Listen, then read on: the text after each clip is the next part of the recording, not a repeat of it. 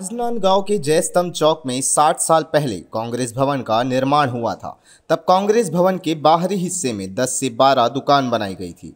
अब कांग्रेस भवन तोड़कर नया कांग्रेस भवन बनाया जा रहा है और जो 60 साल पुराने दुकानदार हैं उनको हटाया जा रहा है।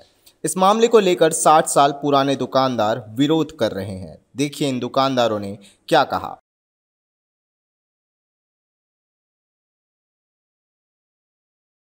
कि कांग्रेस भवन परिसर में जो बुलडोजर की कार्रवाई की है उसका हम सभी प्रतिकार करते हैं, क्योंकि कांग्रेस भवन निर्माण में कांग्रेस भवन ट्रस्ट मंडल द्वारा शासन से जमीन लेकर और सभी शेयर होल्डरों का अंशदान लेकर भवन निर्माण किया गया है। और ये भवन निर्माण जो है अंशदानी जो अंशदान दिए हैं उनको एक एक दुकान अलॉट की जाएगी, ऐसा शर्त पे दुकान हमको मिली है। तो हम यहाँ के शेयर होल्डर है, अंशदान है और साथ में किराएदार है। तो हम कहीं से भी जो है हमारे पूर्वजों ने जो प्रयास किया था भवन निर्माण का, वो उसके बदौलत हम आज यहाँ पे स्थापित है। हम हमेशा नव निर्माण का समर्थन किए हैं, किसी प्रकार का टकराव नहीं किए हैं।